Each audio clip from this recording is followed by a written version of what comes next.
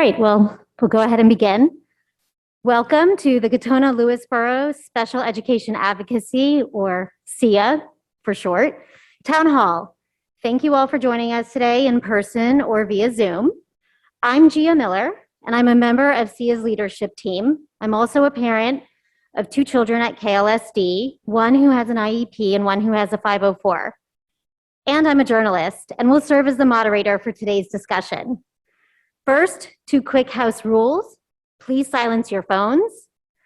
And if you're attending via Zoom, please mute yourself. Later, there will be an opportunity for you to join our conversation via the chat. We're going to start with a few brief presentations from some members of our leadership team and from the community. We'll begin with Matthew Golia.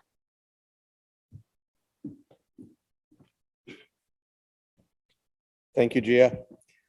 Everybody, thank you for coming and thank you for the opportunity to speak with you today.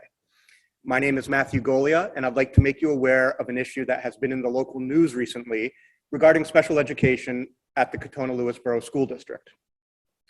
Earlier this year, we learned of a nonverbal autistic boy who was physically restrained more than 30 times over a period of 2 months before his parents were ever notified. Some of these restraints lasted up to 20 minutes and had up to 9 adults present. He had never been restrained previously, yet he was restrained twice on his first day in our district. He was 12 years old. We then learned of a special education teacher who retired in early 2020 as a result of abusing her minimally verbal autistic and disabled students. This abuse includes choking a child, pushing a child into a wall, and secluding children in bathrooms as punishment for noncompliance. These children were 5 to 7 years old. After learning of these events, several of us parents joined together and formed a group called KLSD Special Education Advocacy, which now has over 200 members. We are a group of concerned parents and friends of children receiving special education services in the district. We are united in our goal of making the district a better place for our kids.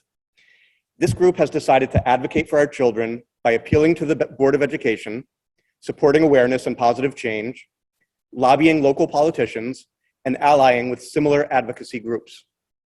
We began with 5 main goals. Number 1, an end to restraints and seclusion in our schools, at least until a major overhaul is conducted at KLSD. 2, cameras in self-contained classrooms where students have limited verbal or speaking abilities. 3, meaningful autism-specific training for staff. 4, accountability and transparency, including an immediate, independent, third-party review of the 2 events I mentioned previously. And 5, disability representation in the special education department. What is truly shocking and disappointing is the response of the KLSD Board of Education. When many of us attend their meetings and participate in public commentary, we are told we are being combative or not speaking nicely. When only a few of us participate, we are downright ignored. At this point, the problem transcends the special education abuse in the elementary school. It transcends the special education restraints in the middle school. It transcends the special education classroom previously held in the basement of the high school, or the numerous children, whether in self-contained or general education classrooms, who do not receive the service they're entitled to under IDEA. We invited the Board of Education in good faith to attend this town hall with us to engage in an actual dialogue and begin to move forward together. They were given nearly 2 months' notice, but have declined the invitation. They have also refused to discuss these matters with us at the Board of Education meetings or put this issue on the agenda. They have refused to answer emails meaningfully. They have refused to create a different forum for communication with us. And finally, they have refused a different forum provided by us here today. They do not seem to grasp that the abuse, physical restraints, and geographic segregation of disabled children are all critical civil rights violations. The BOE's dismissiveness is truly appalling and embarrassing, and speaking for myself, I now believe there is simply no other choice but to replace them one by one with each new election cycle. We are here today to ask for your help. First, please join the Facebook group KLSD Special Education Advocacy or visit our webpage, klsdsea.com. 2, become informed and support current relevant legislation, which Alexa will be discussing in a few minutes. And 3, finally, please show up at the Board of Education meetings and make your voices heard. The next BOE meeting is on the 9th at 7:30 p.m. Being in this church reminds me of one of my favorite Bible verses, Proverbs 31:8. Speak up for those who cannot speak for themselves. Please show the board that we are not just a small group of parents disconnected from the broader community, as they have tried to portray us. Please show them that you care about all of our kids, including the most vulnerable children, the disabled children who cannot speak for themselves, children like my son, who is minimally verbal, autistic, and a beautiful 6-year-old boy. He cannot tell me how his day was because he does not have a voice yet, but we have a voice. And I'm asking you all to join us and use your voices to speak up with me and the other parents. Thank you.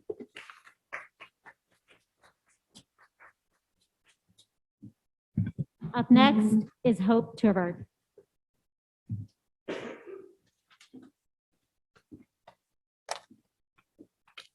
Hello, and thank you all for being here in person and those on Zoom as well. We really appreciate it. My name is Hope, and my son Eli is in one of the self-contained classes in this school district. I got involved in this group first and foremost because I have a personal stake in the mission to keep our most vulnerable students safe. My son Eli is autistic and nonverbal, and sending him to school is very scary because I know how vulnerable he is. But aside from wanting to make school safer for my son, I also have a background in special education law, and I felt it was important to contribute the insight and knowledge I have about the law to help all students in the community. I am here today in my capacity as a mom, but I also have around 10 years of experience as a special education attorney. I started learning about special ed law through a summer internship during law school. Never in a million years did I think I would one day need to take that knowledge and use it to advocate for my own child. But every step of the way, from Eli's first sign of speech regression at 2 years old to early intervention, CPSE, and now CSE, I have advocated for Eli tirelessly. And even with a wealth of knowledge on the law and our rights as parents, I have stumbled so many times along the way. This system is extremely difficult to navigate. It is complicated, and it is set up to put parents at a disadvantage. We all need to know our rights under the law because at the end of the day, we are and always will be our children's fiercest advocates. As parents in this community, we need to share information and resources. This impacts so many people, not just the parents of autistic, nonverbal children like my son. For example, if a student has a disability that interferes with their ability to access any part of their education, they can obtain a 504 plan, even if they do not qualify for an IEP. Some examples where a child's disability may entitle them to a 504 plan include a child with a life-threatening allergy who cannot be around their allergen, a diabetic who needs certain accommodations to stay safe at school, someone with ADHD who needs accommodations to help them focus in class and during tests, someone with anxiety who needs counseling and extra emotional support in order to learn. In this COVID era, I see a lot of parents asking for recommendations of therapists for their children. COVID has caused so much emotional distress to so many of our kids. I also see parents asking for recommendations for math and reading tutors after remote learning has caused a learning gap. Parents might not realize that their child may qualify for services from the school district in order to help them access their education and close these gaps. A child does not need to have a learning disability, autism, or intellectual impairment in order to qualify for services from the school. The bottom line is, if a child's access to a free, appropriate public education is hindered, they have a right to services and accommodations, and we all need to learn as much as we can about our children's rights so that we can be prepared to advocate. The district relies on parents not knowing their rights and accepting what the district professionals say without question. We are all the most knowledgeable about our own children, and we must not allow the district to try to convince us otherwise. We are all our children's #1 advocate, and advocating for your child starts with knowing your rights. Our group and our community is bursting with knowledge and expertise in so many areas: attorneys, teachers, speech pathologists, psychologists, and so much more. We all have experiences that may be relevant to what others are going through. We need to keep talking to each other and sharing our collective knowledge. We need to communicate and help each other. When it comes to advocating for your child, There is nothing more powerful than knowing your rights. Thank you.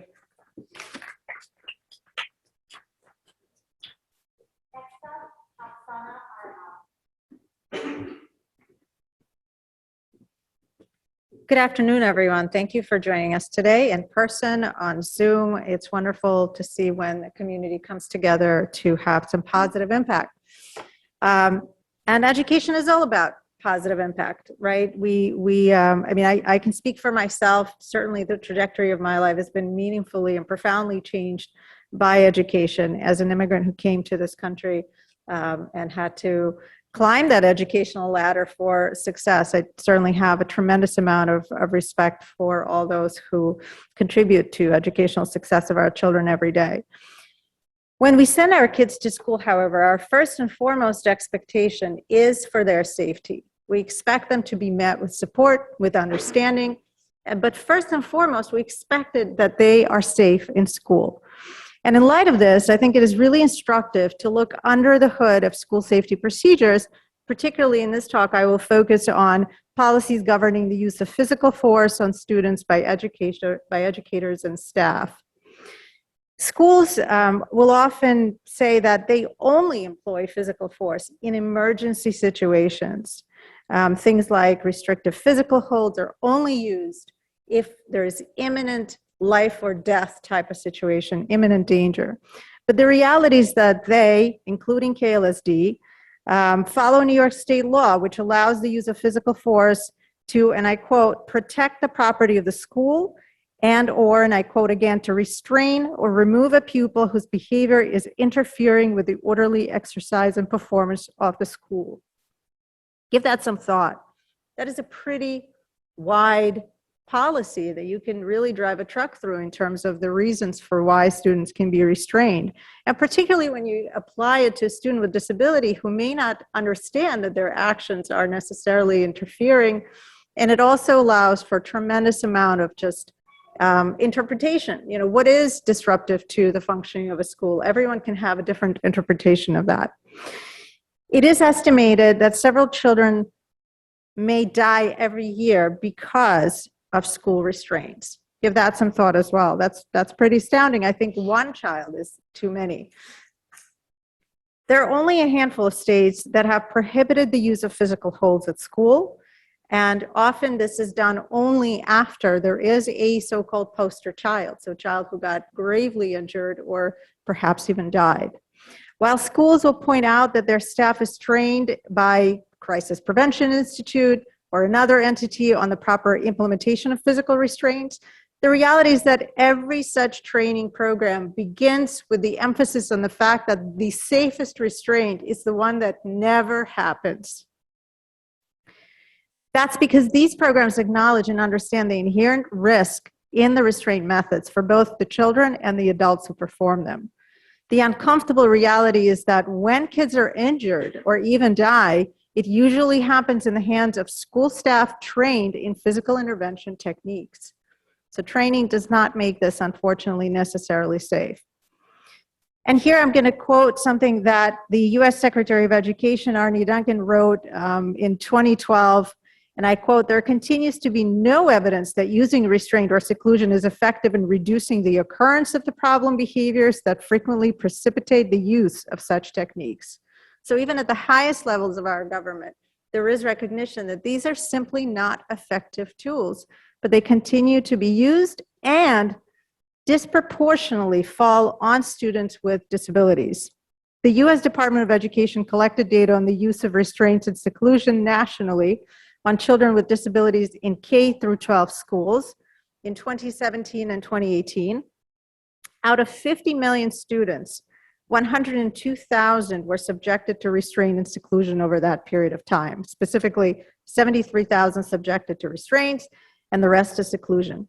While students with disabilities comprise only about 13% of that student population of the 50 million, they comprise 80% of students subjected to restraint and 77% of students subjected to seclusion.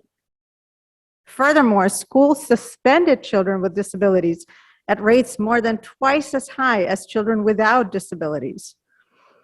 The Civil Rights Project at the University of California, Los Angeles released a report in March of 2021 showing that students with disabilities are being disciplined at much higher rates than their mainstream peers.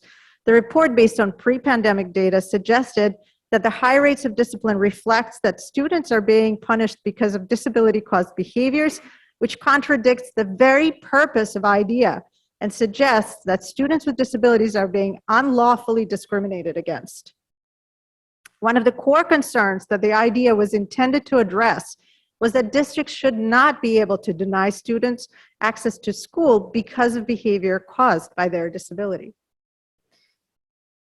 Yet, parents of special needs kids have unfortunately learned to accept the reality of restraint, the reality of seclusion, the reality of suspension of their kids being in school. Looking at suspension data, for example, right here at KLSD, as reported by the Department of Education Civil Rights Data Collection, I'm going to run through some years. This data is reported, appears every few years. So in 2009, there were 205 instances of suspension here at KLSD. 100 of them, or 49%, fell on students with disabilities. In 2011, that number was 52% fell on students with disabilities. In 2013, that figure fell to 36%, but is again on the rise. In 2015, it was 45%. In 2017, it was 48%. So 48% of the time is the most recent data we have that students with disabilities comprise those that have been suspended. Note that the percentage of students with disabilities at KLSD throughout this time was no more than around 20% if you include IEP and 504 students. On a personal note, I can tell you that my family experienced the traumatic effects of both restraint and suspension that my son endured for the first time here because of his disability when he enrolled in KLSD earlier this year. And I can tell you that although we like to refer to this situation or the situation that Matthew mentioned with the elementary school student as, with the elementary school students being abused as, two instances, the reality is that these are not two instances. They're multiple instances because they affect so many children and so many families. Every educator can have a profound amount of effect just through one instance of suspension or one instance of abuse on multiple children that view it and families that experience it in waves, so to speak. So we must hold our administrators to a higher standard than these numbers suggest. While they acquiesce to establishing a notification time frame for families anytime a child is physically restrained, this is simply not enough because any restraint is trauma. No child wants to be bad. If they are exhibiting maladaptive behaviors, this warrants a conversation about proper support and understanding of triggers. Nothing good can ever possibly come from someone jumping on you and holding you down when you feel angry and misunderstood. Many schools around the country have faced this reality and de-emphasized a culture of control and compliance in favor of one focused on support and a deeper understanding of children's sensory and psychological needs and triggers. Those that have done so have transformed their processes and have seen a dramatic positive change in the school culture and environment. And I hope we can effect the same kind of change here at KLSD for the benefit of all families. Thank you.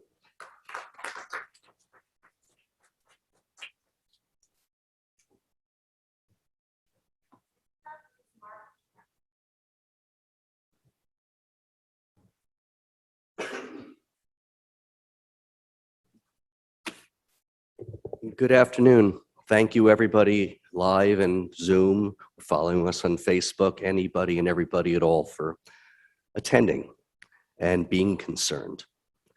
I moved to Katona in 1993.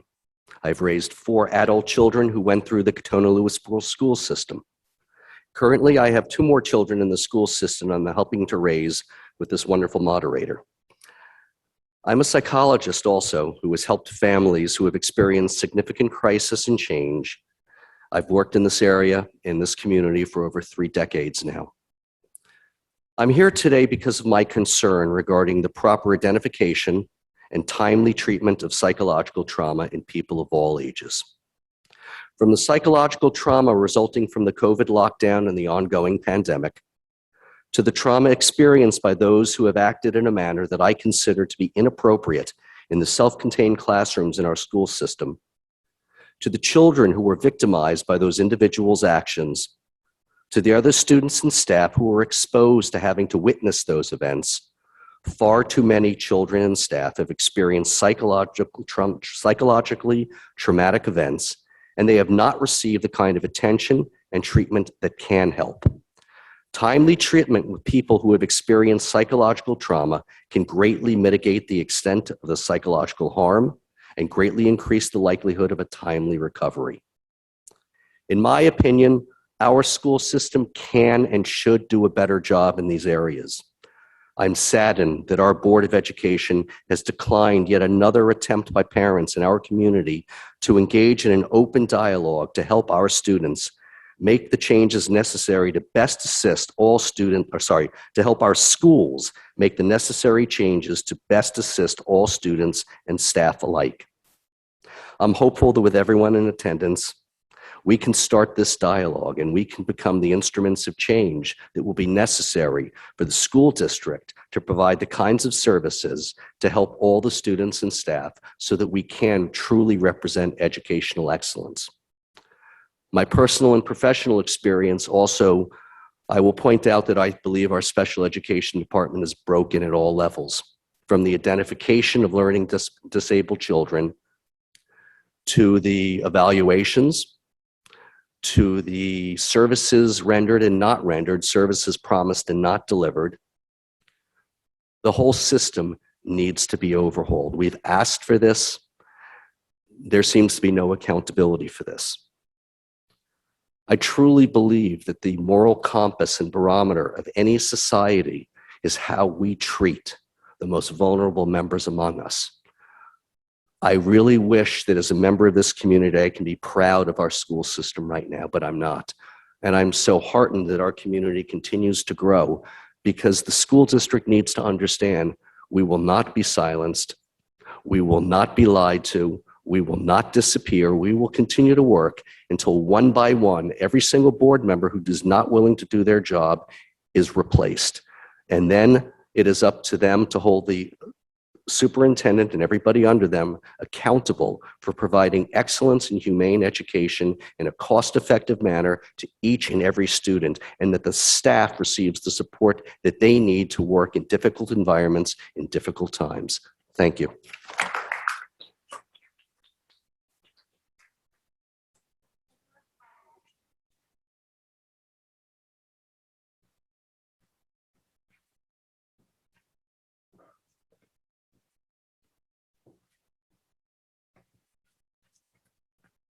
Hi.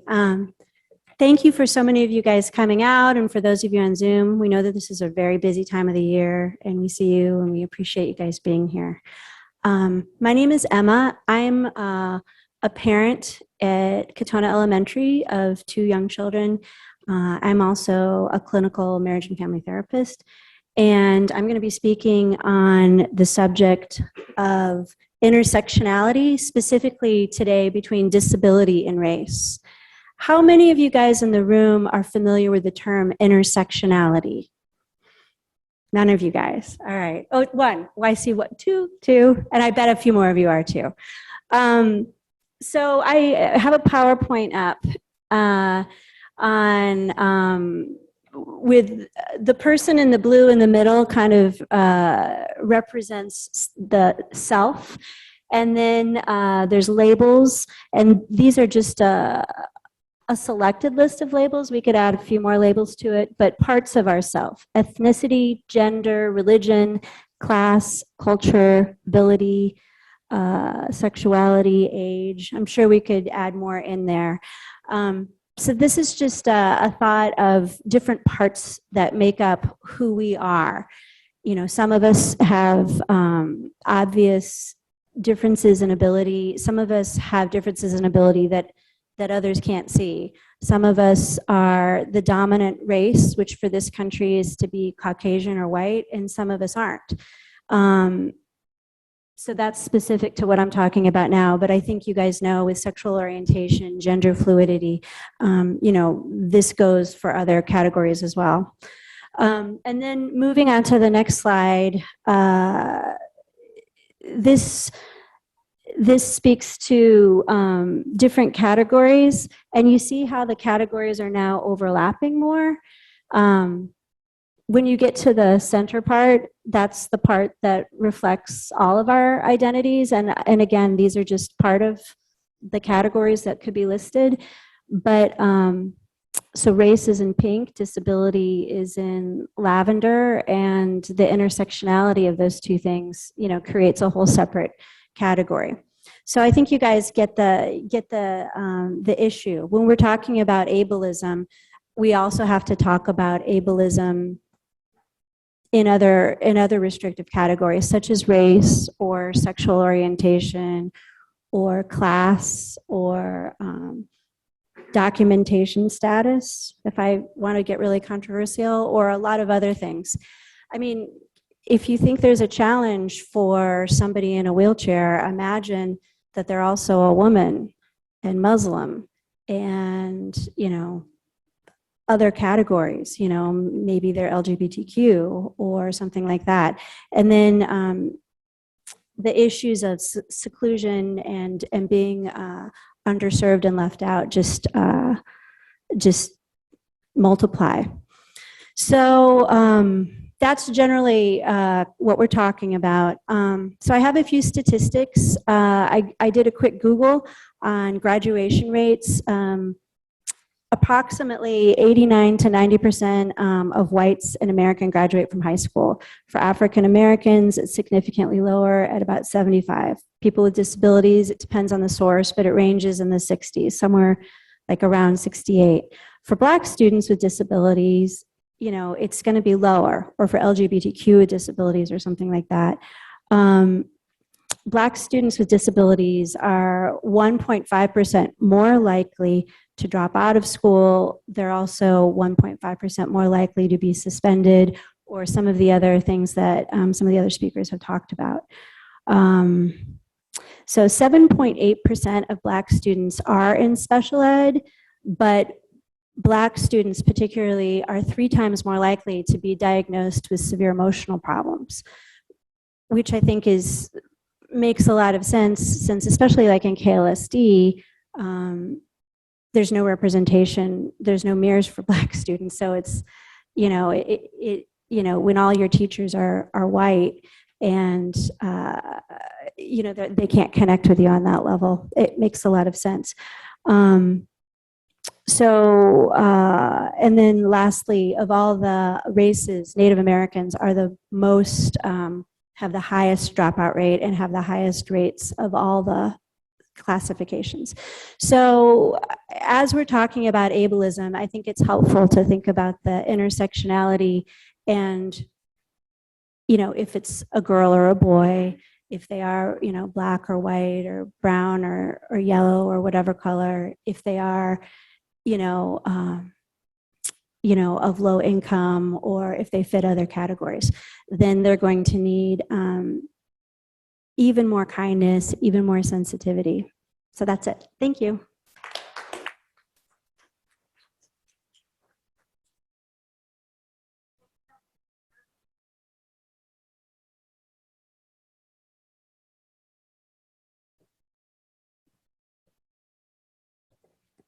Good evening, everybody. My name is Erica Glick. On a personal level, I am a special education teacher. I have a dual master's in early childhood education, birth through second grade, as well as students with disabilities, birth through second grade. I share that with you because I want to explain why I'm here tonight. 5 to 6 years ago, I began to have some concerns about one of my child's development in the area of literacy, because despite my best efforts as a special education teacher and the best efforts of her kindergarten and first grade teacher and a heavy, heavy IEP, she was not making any progress, which led me down a rabbit hole. And it led me down a rabbit hole of research. And it led me down a rabbit hole of private evaluations. And it led me down a rabbit hole of private tutoring. So what did I learn through all of this research? I learned that reading is a science. I learned that reading is an incredibly complex skill. I did not learn any of this in my dual master's program. I learned that the way to teach all children to read is through direct, explicit, and systematic reading instruction. I learned that 40 to 50% of children will not learn to read without it. That's popularly known now as the reading ladder. Some children will. It will be an automatic skill for them. But for approximately 40 to 50%, they will struggle. They will require tutoring. They'll hate to read. They won't voluntarily pick up books. That love of literacy that the teachers will tell you you're striving for, it will not be automatic for these children. I learned of the strands of the reading rope, all of the very complex strands that will lead children to proficiency. I also learned of the 5 essential pillars of literacy. And then, unfortunately, I also learned that Katona-Lewisboro knew nothing of any of these items. The deeper I dug, the more I learned. I learned that our reading program, which is the Teachers College Reading and Writing Units of Study program, gets failing grades. Very recently got failing grades. I've learned that this same program has been banned in several states. And I've learned how really deeply invested as a district we are in this program. I also learned that our district likes to keep us apart. They like to make you feel as though you're the only family that's going through this particular issue, and you don't realize how widespread the issue is. I've been attending Board of Ed meetings for the past 3 to 4 years, attempting to improve our literacy program. I get nothing but lip service. With a friend, we introduced a petition with over 170 signatures asking for a literacy committee, simply just asking our school district to look at what we're doing, look at what the research says, look at the science, and let's look at what we can do better. How can we improve? Nothing. I've since pulled both of my children from this school district. So clearly, I'm not doing this for my children anymore. I'm doing this for yours. And that's important for me to say tonight. Thank you.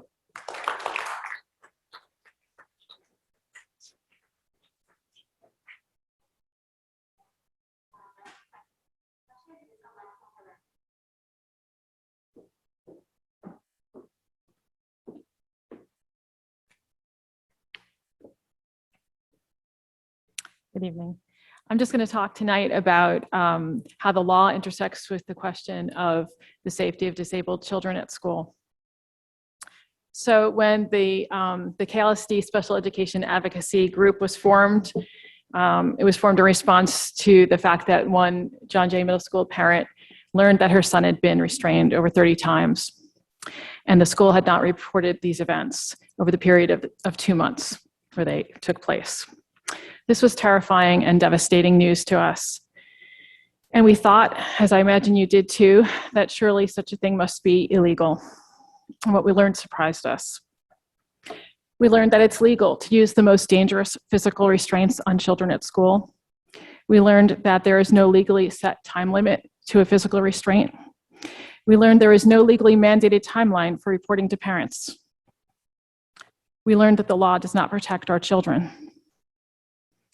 And we learned, and some of us already knew this from experiences in other districts, that the verbal, emotional, and physical abuse of disabled students at school is an all too common phenomenon.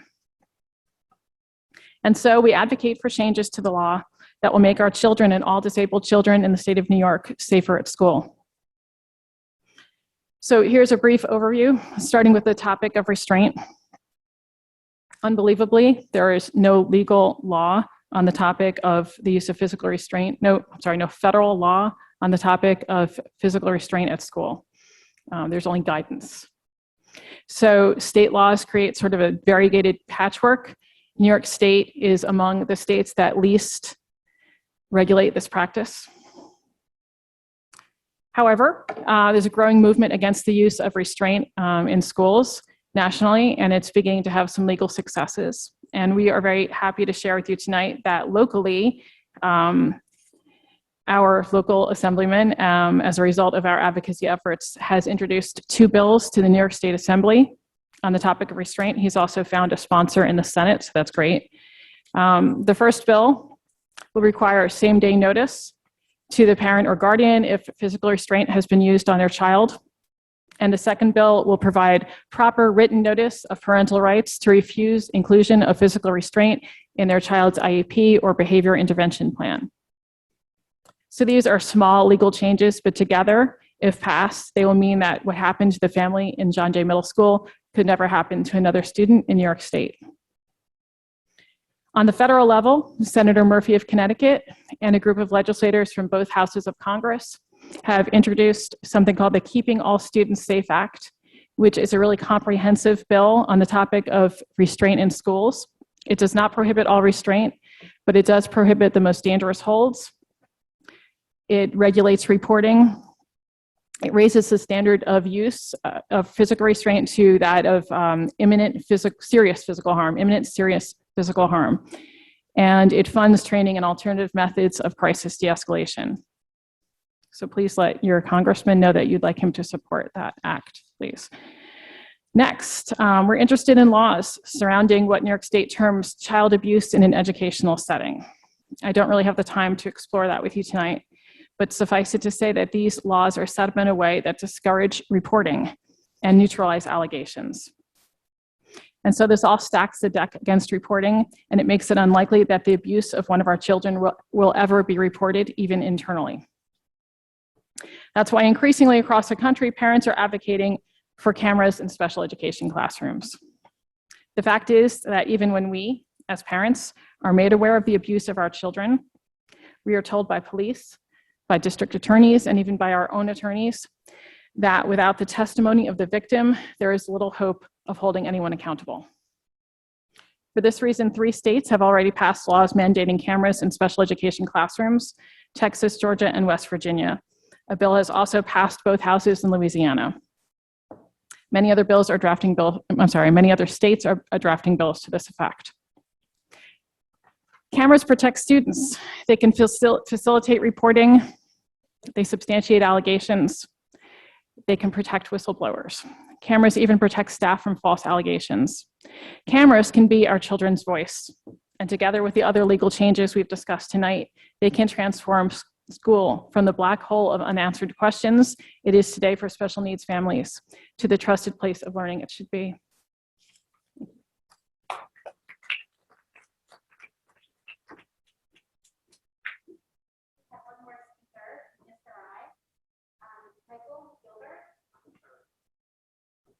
After that, we'll get into the discussion portion.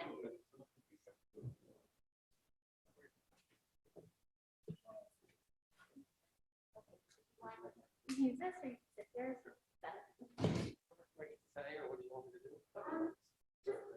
Hi, my name is Michael Gilbert. I'm a special ed attorney. I grew up with undiagnosed autism. And here this whole mess has come. I got a little worked up with time, and so I'm here to answer any questions. I represent families of children with special ed who feel they're not getting appropriate services.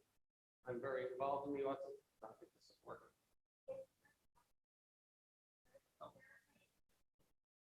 And I represent families with special ed who don't feel they're getting appropriate legal services for what they need. And very involved in the autism community, both at the state level. I serve on the state autism advisory board to the governor and the state legislature. And nationally, I'm on the Autism Society's National Board of Self-Advocates, and I'm currently co-chairing the ABA task force on how to.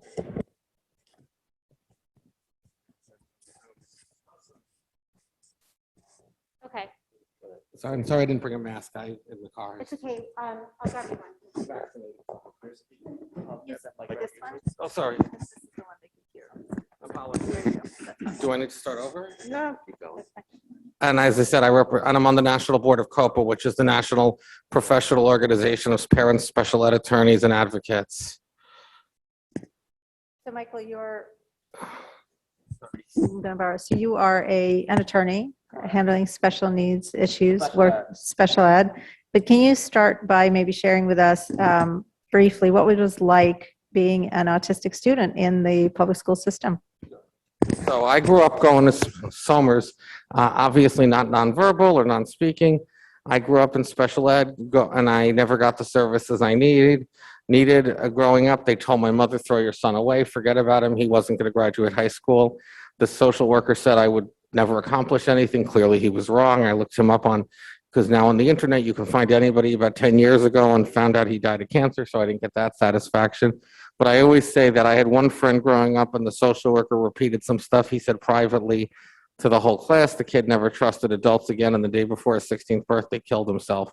So he failed me, but failed him worse. So I never got the education I needed. So once I got to college, I caught myself up. And once I caught myself up, went to college, grad school, law school with great grades. Law school not as good as college and grad school, but the point being that I had to do all that myself. I had to fill in those gaps once I got to college, and not every kid is going to fill in the gaps. Okay, now we're going to move on to the discussion part of our town hall. I'll begin by asking the panel a question, and I then really encourage people who are here live and those who are on Zoom to ask us questions. If you're here in person and you would like to ask a question, you can raise your hand. If you prefer your question be anonymous, which is completely fine, there are some index cards and pins up on the piano. You can get one, write down your question, and just place it back there, and I'll get it and read it out. On the Zoom, unfortunately, we can't put you up on a screen and have you ask. We just aren't that technologically advanced yet. So if you can type it into the chat, and if you want to include your name, that's great. And if you want it to be anonymous, that's fine as well. The one thing I do ask is if you ask a question, please do so in a kind manner towards the people here as well as towards the Board of Education. That is something we've held up as what we want for this town hall to be. Now, that doesn't mean you can't ask questions about the Board of Education, what we think about something, anything like that, but let's not attack them today. That's not our goal. Instead, our goal is to have a discussion that helps educate our community and creates a vision for the future. So I'll ask the first question, and I'd love just a brief response from whoever on the panel would like to answer. I think that everyone in our audience and on the panel agrees that parenting is hard. It's just not easy. What I'd like to know from some of the parents up here is what are some of the additional challenges that you face parenting a child with special needs when it comes to their education? Who would like to begin?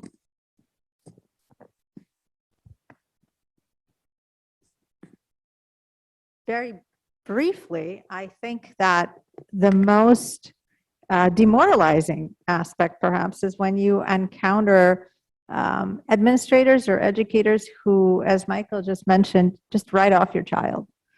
And if you, along the way of trying to give the best support and the best services to your kid, all of a sudden realize that maybe the system looks at him or her as just someone to warehouse for a number of years. I think that is probably the most demoralizing and difficult thing, to kind of pull yourself up by the bootstraps and find alternatives and find the best trajectory for your child. But I think that's pretty difficult.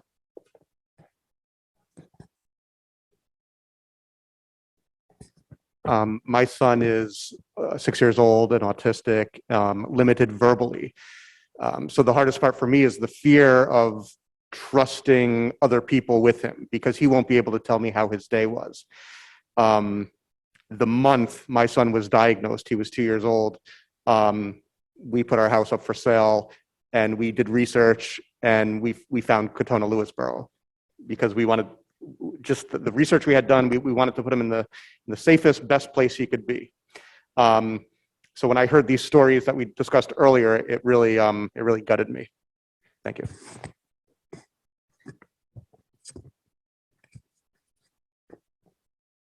Hi. Yeah, I guess just following up on what Matthew just said, I attended Katona Lewisboro schools from kindergarten until graduation, and never in a million years did I think that I would be afraid to send my child there. When my husband and I had the opportunity to move into a house in Katona, I was like, yeah, this is great. We're going to send our kids to Katona Lewisboro. It's going to be great. Little did I know I would have a son who's autistic, and then that I would then learn that this was happening to students in our district. So the fear is is huge and something that our children are the most vulnerable. So I know every time I send him on the bus, something could happen to him because he could have a meltdown, which he does often. He can't tell anybody why. He becomes erratic, and who knows what could happen. And he comes home and maybe he has a scratch or a bruise or he's in a bad mood. And all I can do is wonder what happened today, what possibly could have happened. And I will never know. So, yeah.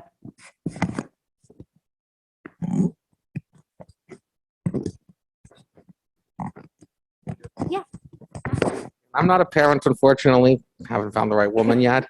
That being said, I always tell parents, one of the hardest things I tell them is, if you're helping your child at home and the school says he's doing well, you have to stop, because you're doing their job for them and letting them off the hook. And it's hard to tell parents, you have to let your child fail so the school will do what they're supposed to. But all the stuff you're doing at home is letting the child off the hook. And I heard a story last night from a prospective client. The girl, 8-year-old girl on the spectrum, average intelligence, had a complete meltdown. So they sent her to the hospital and strapped her to a gurney, even though the mother said not to. She got to the hospital covered in urine because she peed herself because the school didn't listen to the mother. So these things happen way too often. And what people were saying, unfortunately, I've seen way too many school districts that blame the parents. I just came through a case, Hope knows the case, where the attorney said the parents were at fault. It was all their fault, and that the kid was making it up and that the kid deserved what he got. Before I ask another question, I'd like to know if anybody who is here in person has a question or something they would like to say. Raise your hand. Yes. I'm sorry, I'm going to have to ask you, I think just to come up and take the microphone so that everybody can hear you.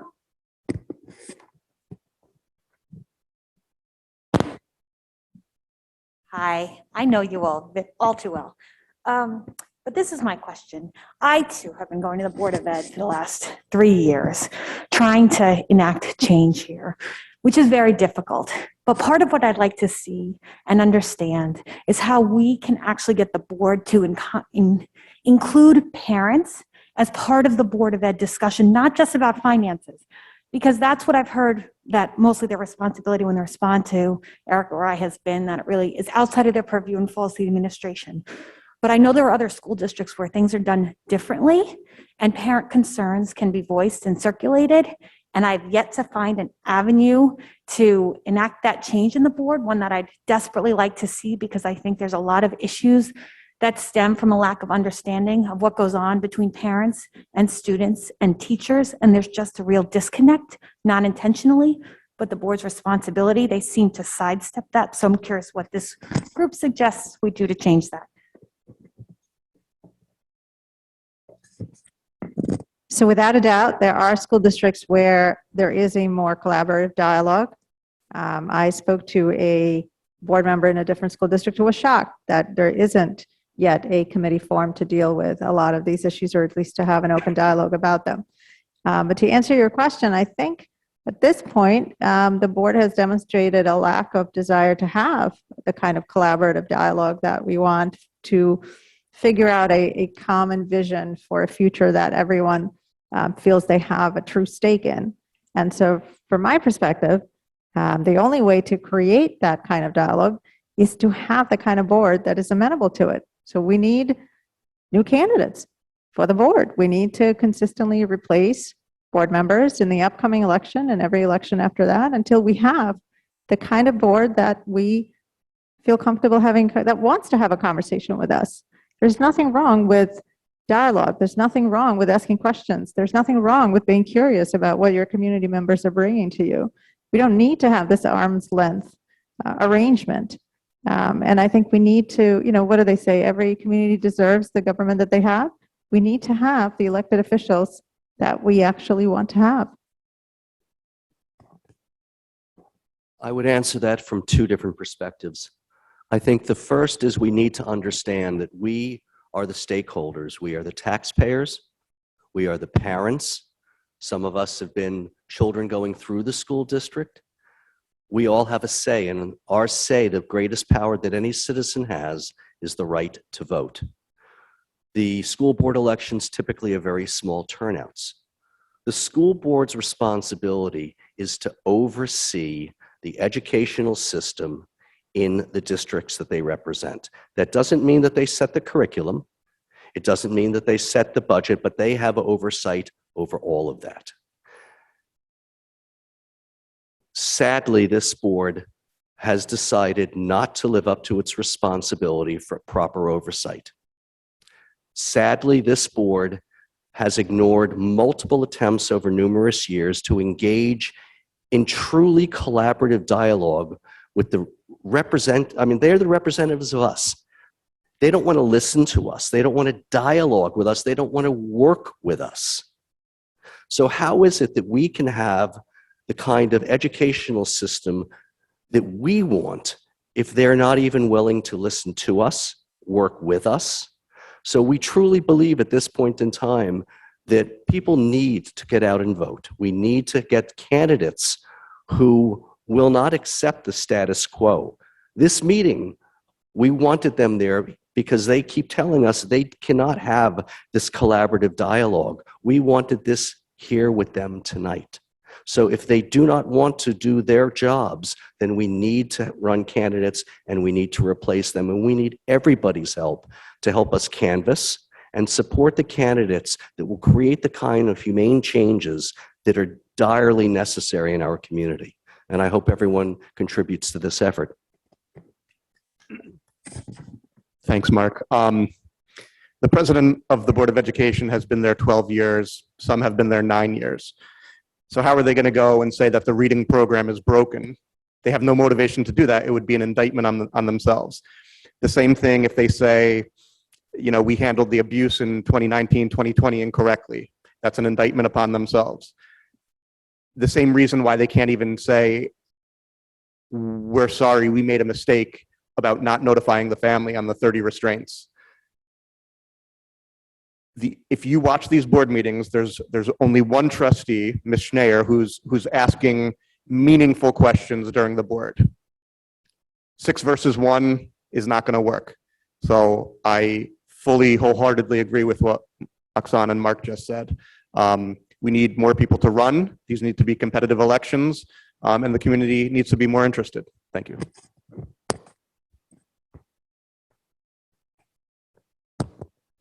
I'll just add to that quickly that part of the reason that we created this town hall was to model the type of communication and open dialogue that we would like to see from the board, and giving them the benefit of the doubt. Perhaps they don't really understand what we're looking for, and hopefully this could be a model for them so that they can do something like this in the future. And if not, definitely let's elect some new folks. All right, another question.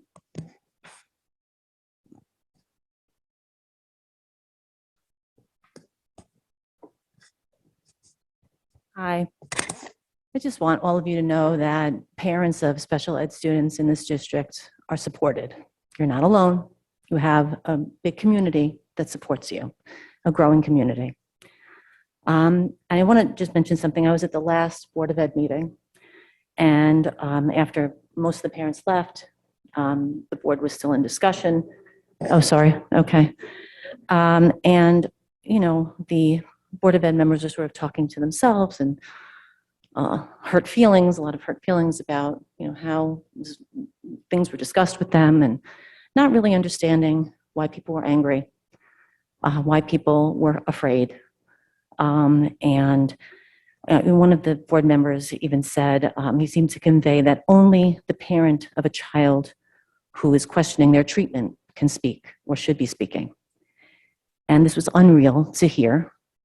He complained that in hearing all the parents speak, that, quote, much of the discussion and the examples is not their child. It's, I heard that, or my kid was here and did fine, but I'm very concerned that I heard all this horrible stuff.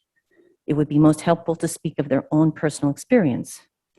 He continued, quote, it has to be my kid. Here's what I think happened. He said, quote, it's not appropriate to talk about it if it's not your kid. This was incredulous to me.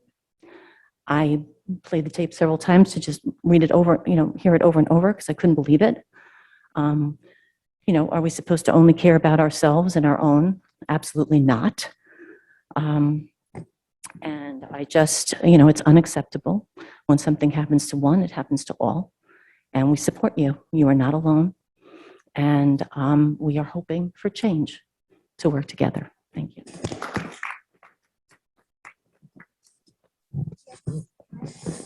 Yeah, come on up. So hand this to Hope and let her respond and then ask your question. I just wanted to say, I think that the board member who made those statements, and I agree with you, they were very angering to me because it's evidence that the Board of Ed or certain members of the Board of Ed and possibly certain members of the administration, I'm not sure, they don't see this as a civil rights issue, and it is. So let's take, for example, George Floyd, a Black person who was murdered by a cop. And people were furious and they felt unsafe and they protested. And now we look at this situation. Another person of a marginalized community, an autistic person, was abused. And my son is autistic. And what happened to him was a civil rights violation. And I have every right to be angry and to be scared and to speak up on that child's behalf because this is a civil rights issue. And I just think the fact that that was said by this board member is pure evidence that they don't see that this is a civil rights issue. And that is a huge problem.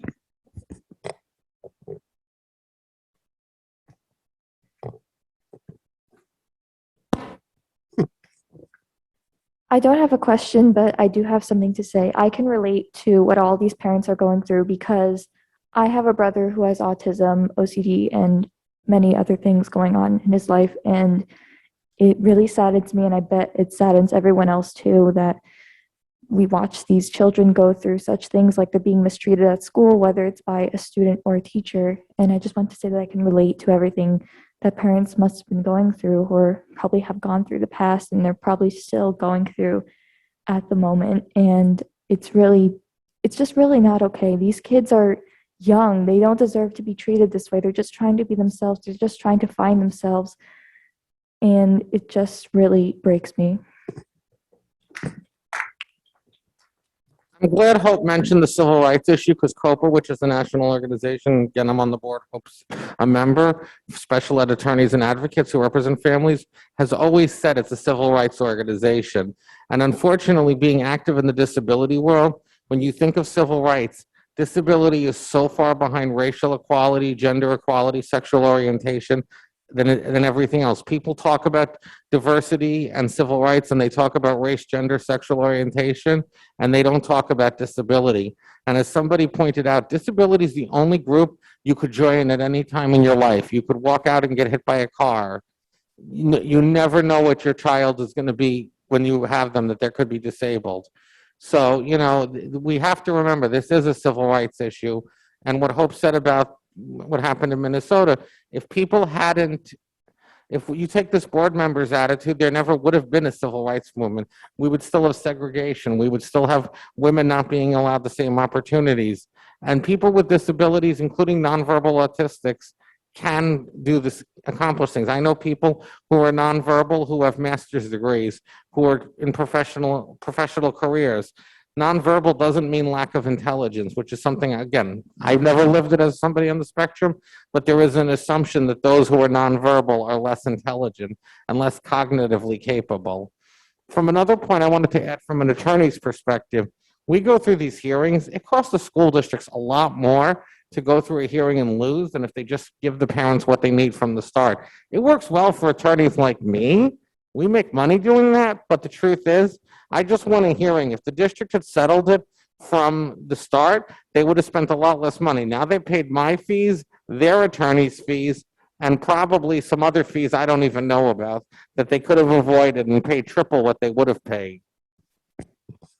It's a really important point because I want to add to that because this really transcends, the financial stuff really transcends special education. It has dramatic impact on the whole district because as Michael just mentioned, of course, there's a tremendous amount of money the district spends to fight parents at every turn where they could just give parents what they want. And what they do by that is then create the kind of program that other districts or parents in other districts want to send their children to. And then it becomes accretive to the district to have that kind of reputation. It costs, easily 6 figures for a student to be sent to another district for a special needs program. It is very lucrative, most likely. And therefore, as opposed to siphoning that money out on legal fees, we could be enticing people to come here with the strength of our program. And lastly, on the same sort of issue of finances and legal expenses in our board, it is our sense that the board is very reliant at every turn on their attorneys. And again, we don't know what the expenses are associated with that. They do not appear to be good stewards of our tax dollars in that respect. I think this could be significantly better spent on the needs of our children, not just special education children, but children in general, and have a much more constructive relationship between parents and the board and the district. I don't think most parents know that when you go to a hearing, the cost of the court reporter and the hearing officer is paid by the district. Because districts have more money than parents, regardless of right or wrong, the parents always pay this district always pays the cost of the court reporter and the hearing officer.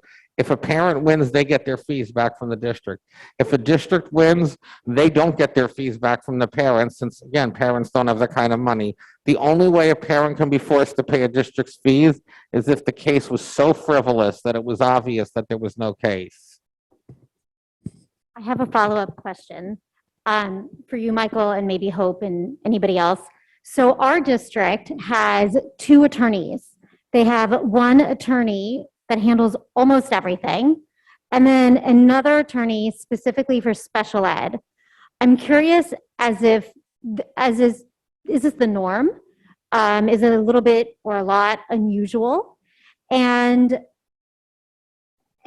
when we look at that as far as legal fees are concerned, is it beneficial to have 2 separate attorneys, or is it better to have one who handles all legal issues for the district? In my experience, some firms have one, some have 2. Some school districts have a separate firm called a bond counsel, but they only handle bonds. What's strange is, and I've talked about this with Hope, the firm that does a lot of the general stuff, they do special ed as well. Because if I'm correct, Katona Lewisboro has Ingram and Smith for general stuff, and they have, I forgot the name, Pettigrew, there's too many partners, for special ed. And both firms do special ed. So I'm not sure why there are 2 firms. I've seen this in other districts. I generally, as an attorney, deal with the ones who do special ed. You'd have to look at the retainers and the hourly rates to figure out if it's cost effective. But it is 2 different retainers in addition to all the billable hours, so. Oh, no, I was just agreeing with you. The point that the firm that handles general counsel for our district is Ingram and Smith. They are a special education firm. They do have attorneys that specialize in special education, but they use a separate firm, Pettigrew, Waxman, I forget all the partners, up in, I think it's Hopewell Junction, just for special ed. So I'm curious about that as well. I don't know the reasoning behind it, but most certainly that is 2 retainer agreements, 2 hourly fees that they're paying. Why? We don't know.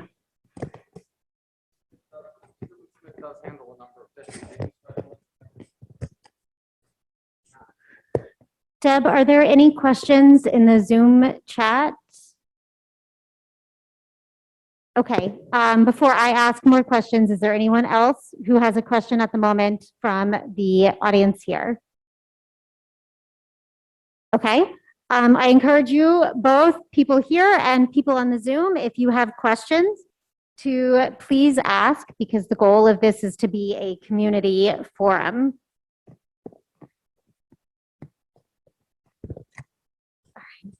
I'm just going to put that there for a second.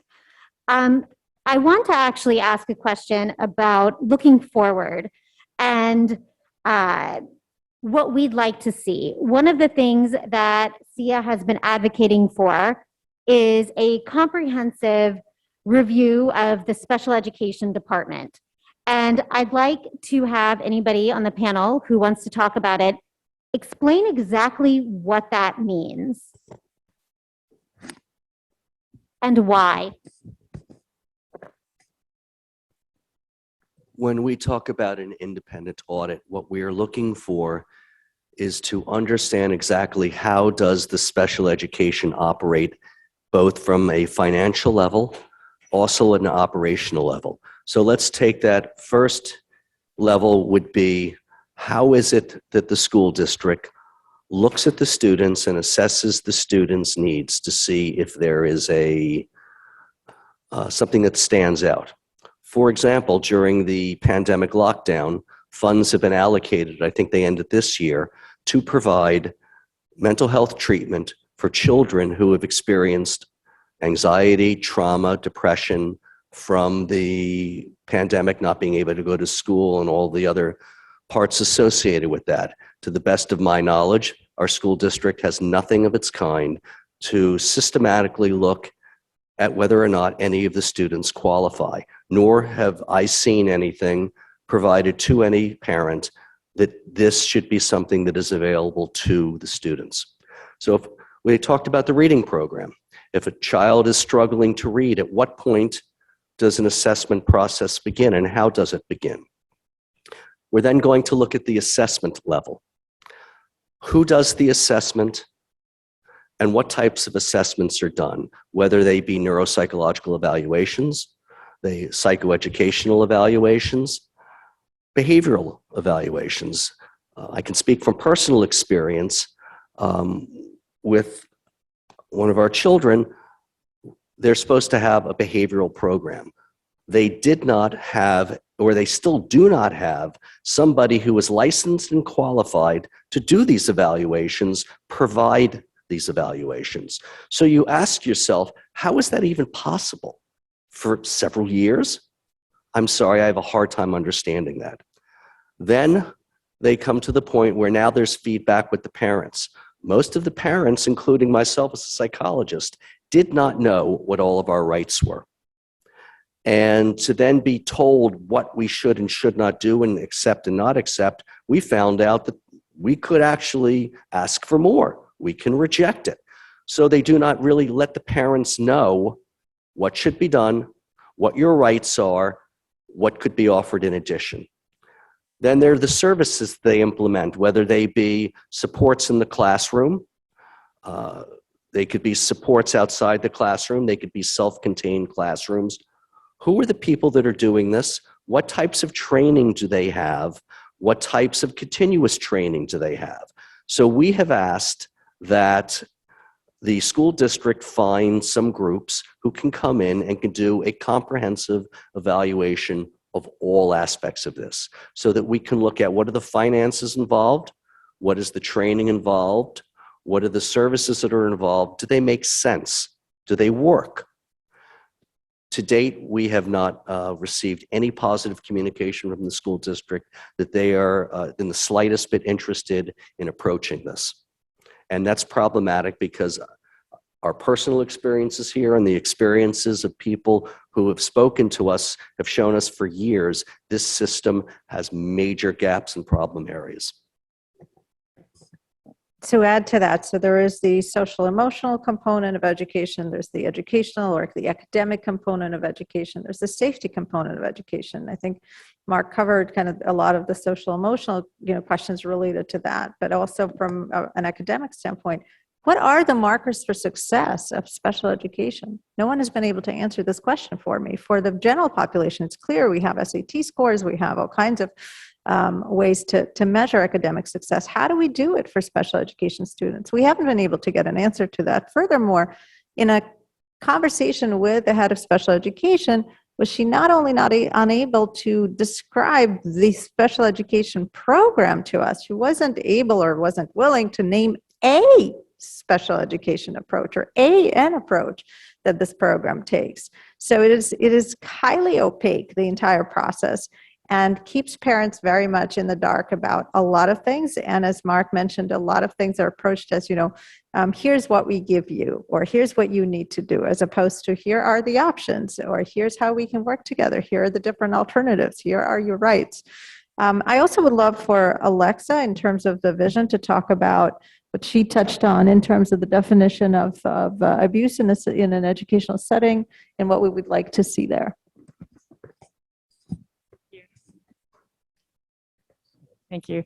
Well, that's a great concern of mine, frankly, that there are a lot of holes kind of in the law, and I think that KLSD is not, it's not unusual what they do. They kind of, our policy very closely mirrors the language of the law. So it really matters. And basically, child abuse in an educational setting is defined really narrowly.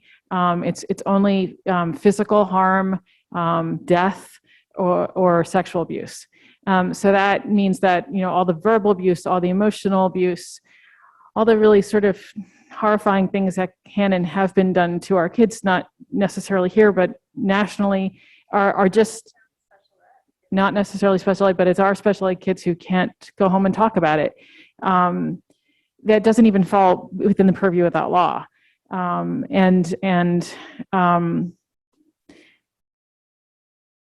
Then the means for reporting is just not, set up to encourage reporting. And basically you have to fill out a very specific form, and you're supposed to bring it in person to the building superintendent, a building administrator, or to the superintendent. And so that building administrator then gets to decide whether or not there's reasonable suspicion.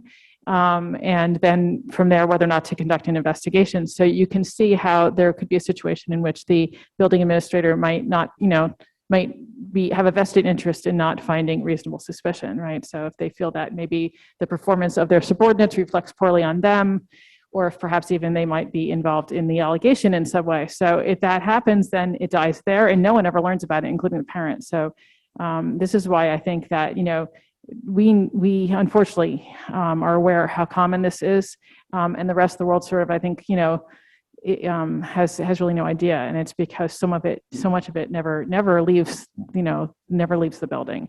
And then I'm trying to think if there's anything else I want to say on that point, but that's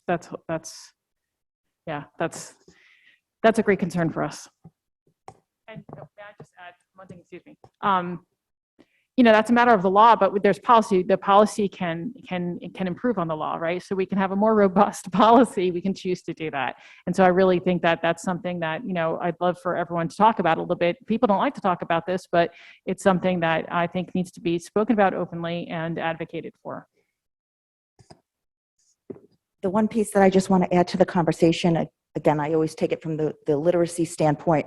Our special ed students with IEPs in our district, currently only about 1/3 of them can read on grade level. I find that horribly disturbing.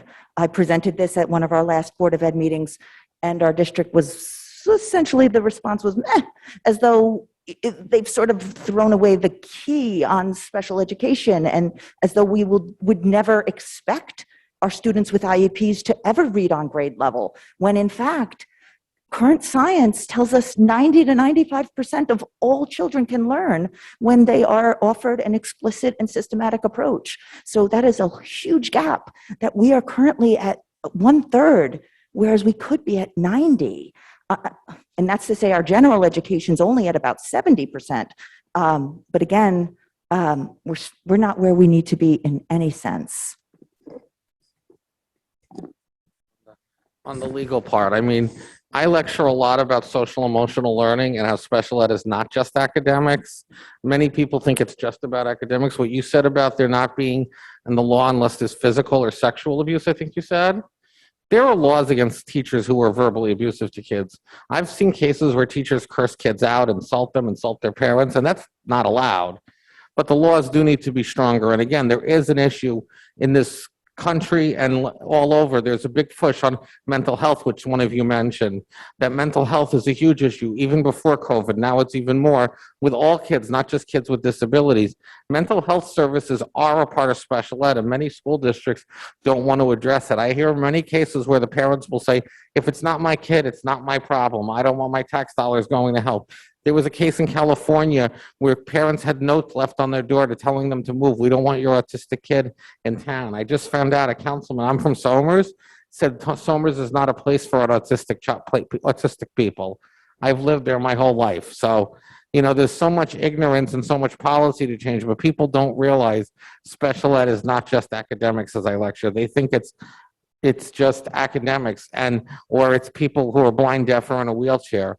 Most kids in wheelchairs don't need special ed. They need 504 accommodations. They're not looking for specialized instruction. They're looking for ramps and bathroom access. You know, I always say legally, if you're going to have a disability, being blind is the best disability because there are so many cutouts in the law for the blind community that no other disability gets. But the blind get set aside that no one else gets because they've had an organized lobby for so long, and people understand blindness. They don't understand autism. And the truth is, what you were saying about psychoeducational or neuropsychical evaluations, I always tell parents, whatever you're going to get from the district is they're going to know what they want before they find it. A district psychoeducational is usually not worth the paper it's printed on.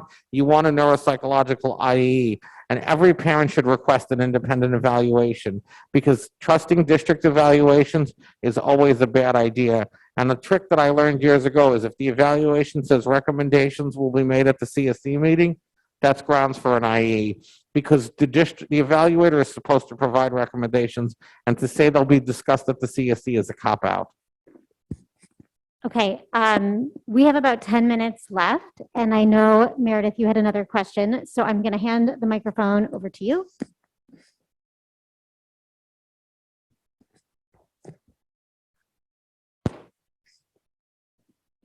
I'm asking this question, even though I know the answer, but I think a lot of people in the public don't necessarily know this, which is when you ask for a district review of a special education department, how common or uncommon is that? Because I think a lot of people are questioning, probably looking at, is that necessary? Is that something that we should be spending our taxpayer dollars on? And are other districts in our area or communities in our area undergoing a similar review?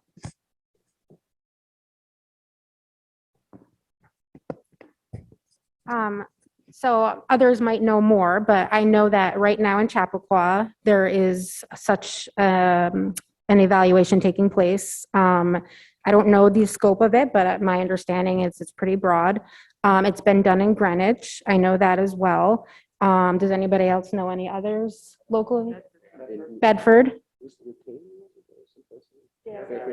Darien. So these are all places right near us that have done this. So these things are not uncommon. What varies is the amount of parent participation in setting up the scope and defining kind of the desired results, if you will, right? So often these things are done to kind of just put a seal of approval that the administration needs at that particular time, at that particular place, because of some feedback they received.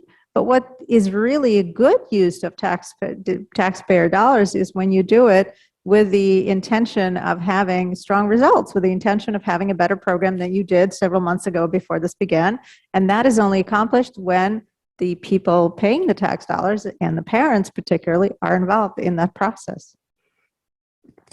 Just want to add one quick thing is that sadly, it's becoming more common that the need for this is taking place, whether it be a child who's had a mental illness and as a result there's a tragedy in a school, or it is a child who's been restrained in a classroom and is deceased or seriously injured as a result of this. This is becoming more common, the awareness of this, and we can only hope that it continues to grow in awareness because the sooner we begin to address these problems in a systematic manner, the better it will be for all children in this country. Unfortunately, what you're saying is true. I've heard of police. Okay, I have a question from Zoom, and this will be our last question. I am not in your district. It's heartbreaking to listen to this and the parents' problems. Have the parents considered a class action lawsuit against the district?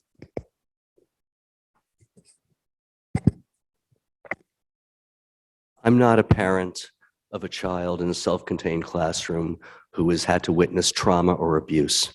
So I can't speak from their shoes. I can speak as a stakeholder, both as a parent, as a psychologist in the community, and as a parent.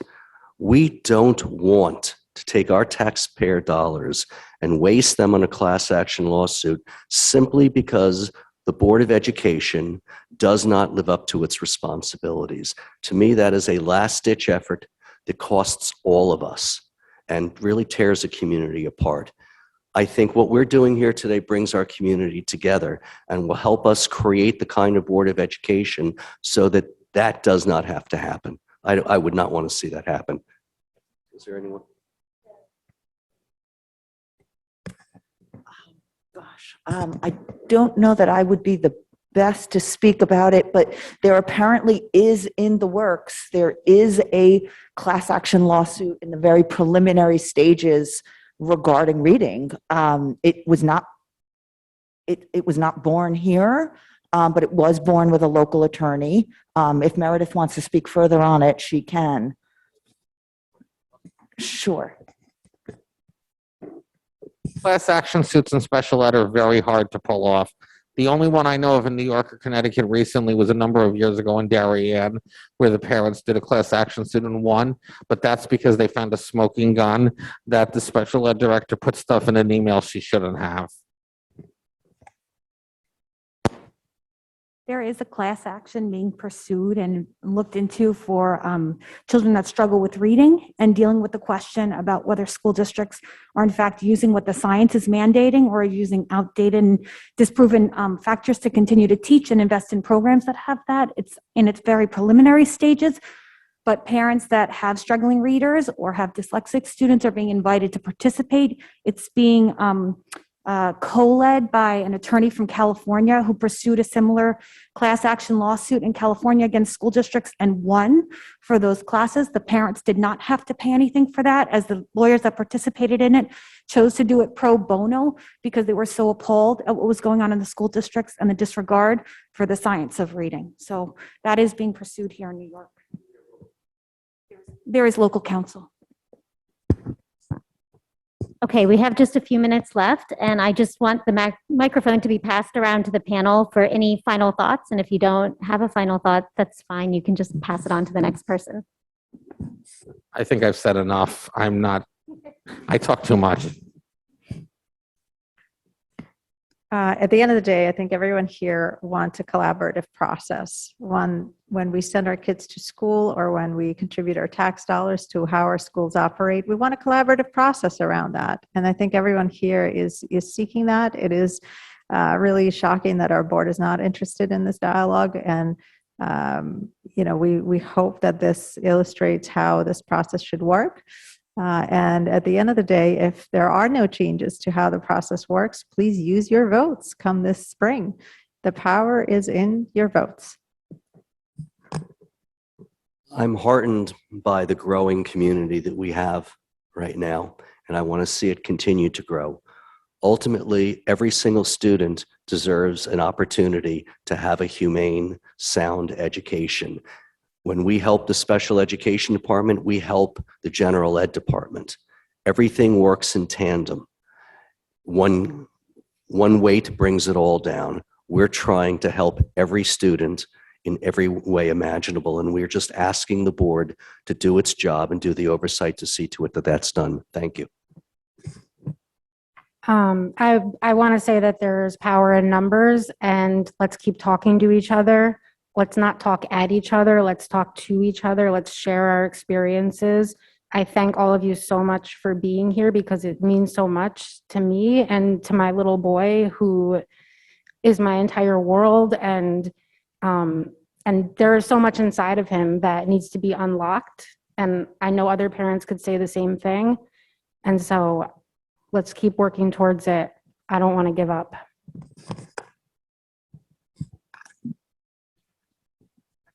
Thank you. No, I guess what I want to say is, from the beginning when we started going to board meetings, I think that we've had a fundamental sort of disconnect between, what we sort of expected to see and how they felt that they should respond. And, I think fundamentally we thought, when we brought to light something so painful that the response would be, a very ambitious and very collaborative. And so here we are, but it could still be that, I feel like it could still be that we could all, still choose the way we're going to approach this. And I know there's so much concern about sort of the reputation of the district, but I think the reputation of the district will be built on the response to this, right? Because this is something that happens, as we know, so commonly in so many districts. So the difference is how the administration and how the board responds to it. And it can be a heroic response. It still could be a heroic response. And I just hope to see that.